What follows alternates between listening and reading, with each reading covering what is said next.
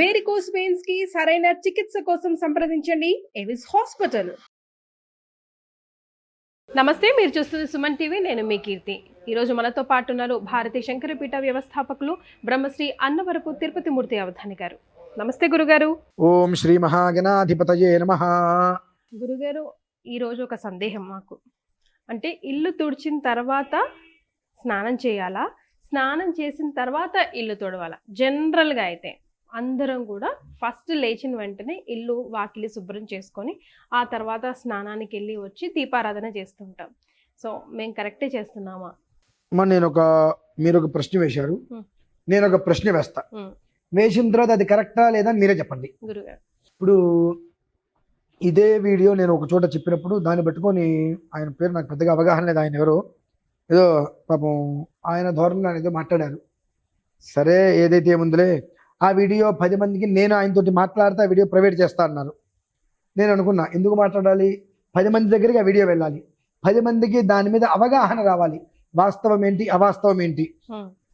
ధర్మం అంటున్నారు ఒక క్షణము, ఆచారం అంటున్నారు ఒక క్షణము, కష్టం అంటున్నారు ఒక క్షణము, ఏదో ఒక మాట మీద నిలబడాలి. మరి 3 చెప్పుకుంటూ వెళ్తుంటే సరే, ఇంకా 10 మంది దగ్గరికి వెళ్తే 10 మందికి ఆలోచించే గ్రాహక శక్తి అయినా వస్తుందని చెప్పి నేను మాట్లాడదలుచుకున్నంత అవసరం లేదనిపించింది. అదే విషయం ఇప్పుడు నన్ను అడుగుతున్నారు మీరు. మరి ఈ విషయం నాకు తెలియదు గురుగారు. లేదమ్మా, విషయం చెప్తున్నా. ఇప్పుడు మీరు అన్నారు ఇల్లు ఊడ్చి స్నానం చేయాలా, స్నానం చేసి ఇల్లు ఊడవాలని అడిగారు కదా.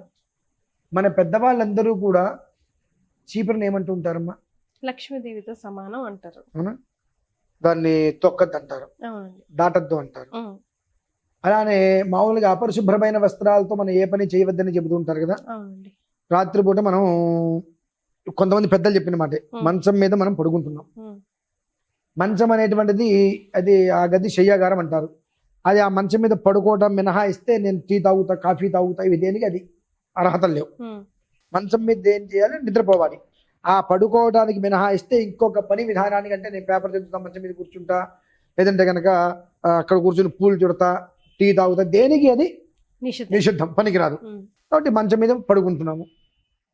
సరే, వివాహమైన కొత్తలో ఒక రకంగా ఉంటుంది, కొంతకాలానికి ఒక రకంగా ఉంటుంది, ఆ కొంతకాలానికి ఒక రకంగా ఉంటుంది. ఏదైనప్పటికీ కూడా మంచం అదే కదా, గదే. ఆ మంచం మీద మనం పడుకున్నప్పుడు ఆ వస్త్రాలు అశౌచంగా ఉంటాయా, శుచిగా ఉంటాయా? అంటే జనరల్ గా కూడా పడుకొని లేస్తే మనం అశౌచం అని అనుకుంటాం కదా. అంటే మాధ్యాహ్నిక సమయంలో పడుకొని లేచిన ఆ నిద్రావస్థ నుంచి లేచిన వస్త్రాలు పనికిరాదు అనేటువంటిదే మన పెద్దల నుంచి మనకు వచ్చినటువంటిది. సరే, ఇది మాధ్యాహ్నిక అంటే 1 గంట 2 గంటలో పడుకున్నారంటే అది కూడా పనికిరాదు, అది వేరే విషయం. కానీ రాత్రి తెల్లవారులు కూడా నిద్ర లేచిన తర్వాత ఆ ఒక అపరిశుభ్రమైన వస్త్రాలతో చీపిరి ముట్టుకోవచ్చు అనేటువంటిది ఎక్కడైనా, అంటే మన పూర్వీకులు ఏదైనా చెప్పి ఉన్నారా? నేను అంటాం కదా, మనం తెలుసుకోవాలి. అంటే మామూలుగానే అది దాటడమే పనికిరాదు అంటున్నారు, తొక్కడమే పనికిరాదు అంటున్నారు, ఓ మూలకు జాగ్రత్తగా పెట్టండి అంటున్నారు, ఎలా పడితే అక్కడ వ్యవహారం చేయద్దు అంటున్నారు, ఎప్పుడు పడితే అప్పుడు ఊడ్చొద్దు అని అంటున్నారు. ఇన్ని జాగ్రత్తగా చేస్తున్నప్పుడు అపరిశుభ్రమైన వస్త్రాలతో చీపిరి ముట్టుకొని ఇల్లు ఊడ్చేయమని చెప్పి మరి అంటే పెద్ద ఎవరైనా చెప్పి ఉంటారమ్మా? లక్ష్మీదేవితో పోలుస్తున్నాం కాబట్టి, ఇప్పుడు మీరు చెప్పిన దాని తర్వాత కన్విన్స్ అయితే కనుక లక్ష్మీదేవితో పోలుస్తున్నాం కాబట్టి పడుకొని లేచిన వెంటనే మాత్రం ఆ వస్త్రాలతో పనికిరాదు. స్నానం చేసిన తర్వాత శుభ్రంగా ఉంచుకోవడం. ఎందుకంటే నేను చదువుకునే పాఠశాల నుంచి కావచ్చు, చాలా పెద్ద పెద్ద పండితులలో నేను చూసింది ఏంటంటే, ఇవాళకి కూడా తిరుపతిలో మా అన్నయ్య వాళ్ళ ఇంట్లో మా వదిన లేచి స్నానం చేసిన తర్వాత ఇల్లు ఊడుస్తుంది. ఇవాళకి కూడా 2024 ఇవాళకి కూడా ఉంటారా అనిపిస్తుంది. వాళ్ళ తాతగారిలో వాళ్ళకి నేర్పిన విధానం అది, ఇలా ఉండాలి, దీని విధానం ఇది, కుటుంబం బాగుంటుంది, వృద్ధి చెందుతుంది, సౌఖ్యంగా ఉంటుంది, రూపాయి నిలుస్తుందని చెప్పిన విధానం. అంటే ఇన్ జనరల్ గా కూడా పెళ్ళైన తర్వాత, ఫస్ట్ ఆఫ్ ఆల్ పెళ్ళైన తర్వాత కొత్త కోడలు ఇంటికి అడుగు పెట్టిన తర్వాత గదిలో నుంచి బయటికి రావాలంటే స్నానం చేసి రండమ్మనే అంటారు. కాబట్టి ఆబ్వియస్ గా అంతే కదండి, ఆ మాత్రం జ్ఞానం ఉండాలిగా మనకు. ఈవెన్ కిచెన్ రూమ్ గురుగారు, వంటింట్లో కూడా స్నానం చేసి వివాహం అవుతుంది, వాళ్ళకి ఏర్పాటు చేస్తారు. ఆ మర్నాడు ఉదయం తల స్నానం చేయించిన తర్వాతే. ఎందుకని? కొన్ని సూత్రాలు ఉన్నాయి, ఆ కొన్ని వస్త్రాలతో కొన్ని స్పృశించవద్దు అని చెప్పినప్పుడు పెద్దవాళ్ళకి పిచ్చెక్కి చెప్పలేదుగా, వాళ్ళకి మతి భ్రమించి. మూఢనమ్మకం ఉందా, నమ్మకం ఉందా? మూఢనమ్మకం లేదమ్మా, ఇది శాస్త్ర సమ్మతం. ఎందువల్లనంటే ప్రత్యేకంగా ఒకటే, మనం భగవంతుడిగా ఆరాధించి లక్ష్మీదేవిగా నువ్వు ఆరాధిస్తున్నప్పుడు అపరిశుభ్రమైన వస్త్రాలు నువ్వు ముట్టుకోవద్దు. అంతే. అది చీపిరే లక్ష్మీదేవి కాదు. నేను తంతా, కాలు పెడతా, దాడతా, నా ఇష్టం, నీ ఇష్టం తిరిగి చేసుకో. నేను కాదనట్లా. మన పూర్వం నుంచి చిన్నపిల్లలుగా ఉన్నప్పటి నుంచి మనకు చెప్పింది ఏమిటి? నాన్న చీపిరిని తన్నకూడదు, దాటకూడదు, ఎలా పడితే అలా పెట్టకూడదు, ఎక్కడ పడితే ఎక్కడ, లక్ష్మీదేవి అని కొన్ని విషయాలు మనకు చెప్పారు. ఆ చెప్పినటువంటివి ఆ కాలంలోనే పోయినాయి. ఈ కాలంలో నేను ఇదే విషయం గురించి చెప్పినప్పుడు ఒక ఆయన దాని గురించి రకరకాలుగా ఏదో స్పందించారు. దాని గురించి నాకు మాట్లాడతాను కూడా ఇష్టం లేదు. ఎందువలన వారు ఏమన్నారు ఇదే విషయం అంటే, ఆయన ఎవరో పండితోత్తములు చెప్పారు, గురుగారు చెప్పారట, స్నానం చేసిన తర్వాత దిల్లు పడవాలని చెప్పాడు. ఈ శాస్త్రం ఎక్కడిదయ్యా, ఎక్కడిది ఆయన అని ఈ పనులన్నీ చేసేది ఆడవారు, ఆడవారి యొక్క పరిస్థితి కూడా గమనించుకొని మనం చెప్పాలి. అదే మగవారు కనుక చేసినట్లయితే ఇలా పడితే అలా చెప్పేయచ్చు అన్నారు. అంటే మీకు ఒక ధర్మం, నాకు ఒక ధర్మం ఉంటుందండి. ధర్మం ఎవరికైనా ఒకటే ఉంటుంది. అసలు మగవాళ్ళు చీపురు ముట్టుకోకూడదని అంటారు కదా. మరి పెద్దవాళ్ళకి అంటే వాళ్ళకి ఆ ధర్మం వాళ్ళకి ఎక్కడి నుంచి వచ్చిందో నాకు తెలియదండి. కాదు గురుగారు, ఇది వాస్తవేమేనా? మగవాళ్ళు చీపురు ముట్టుకోకూడదా? ఆ ధర్మం అంటే మగవాళ్ళు కనుక ఇల్లు ఊడ్చేటట్టయితే మీరు ఎలాగంటే అలా చెప్పుకోండి అన్నారు. మరి ఆ ధర్మం ఎక్కడి నుంచి వచ్చిందో నాకైతే తెలియదండి. అంటే మా పెద్దవాళ్ళు కానీ, పూర్వీకులు కానీ, గురుతుల్యులు కానీ, వీరెవరూ కూడా నాకు ఈ అవసరానికి పనికొచ్చే ధర్మాన్ని చెప్పరా. అవసరం ఉన్నా లేకపోయినా ధర్మం ఇది అనే విషయాలు చెప్పారు. కాబట్టి ఏంటంటే దీని గురించి మనం తెలుసుకోవాలండి. మన మన పెద్దల నుంచి మన ఇంట్లో వస్తున్న విధానం ఏంటి. అపరిశుభ్రమైన వస్త్రాలతో అంటే చీపిరిని లక్ష్మీదేవిగా మనం భావిస్తున్నప్పుడు మనం ముట్టుకోవచ్చా ముట్టుకోకూడదా అనేటువంటిది మనం తెలుసుకోవాల్సిన విషయం అది. అలా తెలుసుకోకుండా నేను ఇలానే చేస్తాను అనుకోండి, చెయ్యండి. ఇప్పుడు మీరు చక్కగా స్నానం చేసి ఇల్లు ఉడుచుకొని కాలు చేతులు కడుక్కొని దీపారాధన చేసుకుంటే మీరే బాగుపడతారు. నాకు దానివల్ల వచ్చేటువంటి లాభం లేదు. నా ఇష్టం వచ్చి నేను ఉంటాను, స్నానం చేయకుండానే అపరిశుభ్రమైన వస్త్రాలతో నేను ఇంటికి వస్తాను, పొద్దున చీపురు పెట్టుకుంటాను, నా ఇష్టం వచ్చేస్తుంది చెయ్యండి. దానివల్ల నాకు వచ్చే నష్టం లేదు కదా. లాభము నష్టము రెండు నాకు లేవు. రెండిట్లో ఏదైనా మీకు వస్తున్నాయి. ఆచరిస్తే భగవద్ అనుగ్రహంగా మంచిగా ఉంటున్నారు, ఆచరించకపోతే పాడైపోతున్నారని చెప్పట్ల.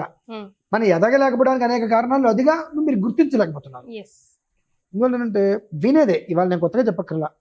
మీ అమ్మగారు కావచ్చు, నాయనమ్మ గారు కావచ్చు, అమ్మమ్మ గారు కావచ్చు, లేదంటే మీ అత్తగారు కావచ్చు, ఏమని చెప్తారు?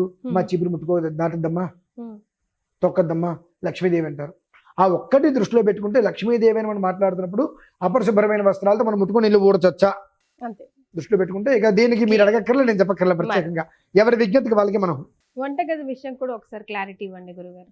స్నానం చేశాక చేయకముందు అంటే జనరల్ గా ఇప్పుడు నాలాంటి వర్కింగ్ ఉమెన్స్ ఉన్నారనుకోండి, ముందు పని అంతా అయిపోయిన తర్వాత ఫ్రెష్ గా రెడీ అయ్యి ఆఫీస్ లోకి వెళ్దాం అనుకుంటాం కదా. ఇక్కడ ఎలా ఉంటుందంటే అగ్నిహోత్రం జుహోతి అని అంటారు. వంటిల్లు అనేటువంటిది కుటుంబ పోషణకి నిలయం. అంటే అగ్నిహోత్రుడు అక్కడే ఉంటాడు. మనకు భగవంతుడు వంటింట్లోనే ఉంటాడు. మనం స్నానం చేసి వచ్చి దీపారాధన చేసేది వంటింట్లో ఒక ఈశాన్య వైపు వచ్చి చూసుకుని అక్కడ అలవాట్లు దేవుని పెట్టుకుంటాము. మన వంటగది కూడా అన్ని కూడా అక్కడే ఉంటాయి.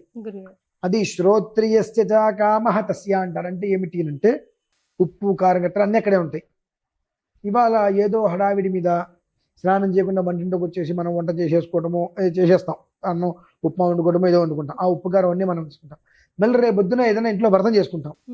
దేవుడికి ఏదైనా మనం ప్రసాదం చేయాలన్నప్పుడు వాడేటువంటి పదార్థాలు అవే అవుతుంది. లేదండి మేము కొత్త కొనుక్కొచ్చుకొని వాడుకుంటాం ఆ రోజు మటుకు. అంటే అది ఇక మన చెప్పగలిగేది ఏం లేదు. అంటే చెప్పిన దాంట్లో విషయాన్ని అర్థం చేసుకోవాలి. విషయాన్ని అర్థం చేసుకోకుండా మేము ఇలా చేస్తామంటే అసలు నన్ను అడగద్దు. అసలు దాని గురించి వాళ్ళు పట్టించుకోవద్దు. అంటే ఇల్లే మనకు వైకుంఠం. ఇంట్లో భగవంతుడు ఉన్నాడు. ఉన్నప్పుడు నువ్వు ఎలా ఉండాలి? ఇందాక కూడా ఒక వీడియోలో చెప్పి 5:30 కల్లా స్నానం చేసి వ్యవహారం చేసుకోండి. రాత్రిపూట స్నానం చేయకుండా మన ఒక్క ముఖాన్ని ఎవరికి చూపించకూడదు. నాకు ఈ విషయం ఎలా తెలుసంటే, నా చిన్నప్పుడు ఇంట్లో ఉన్నప్పుడు మా నాన్నగారు 5:30 కల్లా స్నానం చేసేవారు. మా నాన్న స్నానం చేసి వచ్చినప్పుడు మా అమ్మ స్నానం అయిపోయేది. గబిక్కిన ఎప్పుడైనా మా అమ్మ స్నానం అయి వస్తున్నప్పుడు మా నాన్న ఎదురు పెడితే వెంటనే ఇట్లా మొహం అడ్డం పెట్టుకుని వచ్చేది మా అమ్మ. మొహాన్ని చేయడం పెట్టుకొని. నాకు అర్థమయ్యేది కాదు. నేను అనుకున్నాను రాత్రి ఏమైనా కొట్టుకున్నారేమో అనుకునేవాడిని. చేయడం పెట్టుకొస్తుంటే 2 రోజులు 3 రోజులు 2-3 సార్లు తర్వాత ఏంటమ్మా అని అడిగితే, స్నానం చేసిన తర్వాత మొహాన్ని బొట్టు లేకుండా పురుషుడు అంటే భర్తకి మనం కనిపించకూడదు నాన్న, శూన్యముఖము అంటారు. అలా బొట్టు లేకుండా కనుక కనిపిస్తే ఆ రోజు మొత్తం వాళ్ళకి అది దుర్యోగంగా మారుతుంది.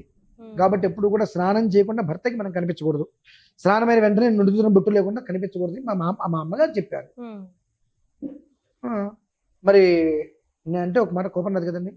గురుగారు మా నాన్నగారికి ఇప్పుడు 66 ఎన్ని ఉన్నాయి, నాకు ఒక 40 ఉన్నాయి, మా పెద్దన్నకి 46 ఉన్నాయి, మా అమ్మగారికి 60, 61 ఉన్నాయి. చక్కగా అన్యోన్యంగా కలిసి ఉన్నారు కదండి. మరి వాళ్ళ రోజుల్లో ఎవరుంటున్నారు అట్లా? అనుకుందాం, నాకు వివాహమే 25 ఏళ్ళు అయింది, నాకు 17 ఏళ్ళు చేసేసారు. నాకు 25 ఏళ్ళు, మా పెద్దన్నకి పెళ్ళి, మా పెద్దన్నకి 47 ఏళ్ళు, 46 అనుకుంటా, పెళ్ళయ్యే 30 ఏళ్ళు దాటింది. అంటే మేమందరం కలిసే ఉన్నాంగా. మరి అంటే కొన్ని విషయాలు మనం పాటించడం వలన కుటుంబంలో కలహాలు రాకుండా ఉంటాయి. ఒక్క చిన్న కలహం చాలు. అంతే, కొన్నిసార్లు అనుకుంటాం ఎన్ని పూజలు చేసినా, ఏం చేసినా, ఎన్ని దాన ధర్మాలు చేసినా ఏవి కలిసి రావట్లేదంటే ఈ చిన్న చిన్న మిస్టేక్స్ కూడా కౌంట్ అవుతాయి అంటారు కదా గురుగారు. చిన్నవే బ్లెండర్ మిస్టేక్స్ అండి. పాపం అనుకోడుగా నేను ఒక వీడియో చూసాను లాస్ట్ టైం. ఒక ఆయన చెబుతూ ఒక విషయంలో గబిక్కిన నోరు జారి ఒక మాటకి ఒకటి చిన్న అక్షరం తప్పు పలికాడు. ఆ తప్పు పలికినందుకు గాను ఆయన ఎంత ట్రోల్ చేశారో పాపం నాకు తెలుసు. అది చిన్న అనుకోకుండా జరిగిన చిన్న మిస్టేకే కదా అనుకోవచ్చు. వాళ్ళు ఎడిట్ చేయొచ్చు కావాల్సి వస్తే. అనుకోకుండా జరిగిన చిన్న మిస్టేక్, దాన్ని ఎంత ట్రోల్ చేశారండి పాపం ఆయన్ని. అంటే అది చిన్నదే కానీ బ్లెండర్ మిస్టేక్ గా మారి పెద్ద మచ్చబడింది ఆయన మీద. చిన్న ఒకే ఒక అక్షరం తప్పు పడే ఏం చేస్తామండి అంటే చిన్నవే కదా అనుకుందాం. చిన్నవి చాలండి ప్రాణం పోవడానికి, పెద్దవే అక్కర్లా. పెద్దది ఏదైనా ఉందంటే దానికి తప్పించుకునే మార్గం ఉంటుంది, వీటికి తప్పించుకునే మార్గం ఉంది, అనుభవించడమే. ఇదే జరిగేదంతా. కాబట్టి అది ఎంతవరకు సమంజసం అనేటువంటిది మనకు మనం ప్రశ్న వేసుకోవాలి. ఇది పనికిరాదన్నప్పుడు అదట్లా పనికి వస్తుంది అనేటువంటిది మనకి మనం ప్రశ్న వేసుకొని అర్థం చేసుకొని ముందుకు నడవాలి. మాది పరిస్థితి. సో ఈ వీడియోలో మన డిస్కషన్ ద్వారా మనం చెప్పాలనుకున్న పాయింట్స్ ని చెప్పాం. ఇంకా ఏది క్యాచ్ చేసుకోవాలో చూస్తున్న మహాశైలే ఇష్టం. అంతే కదా గురు. ధన్యవాదాలు.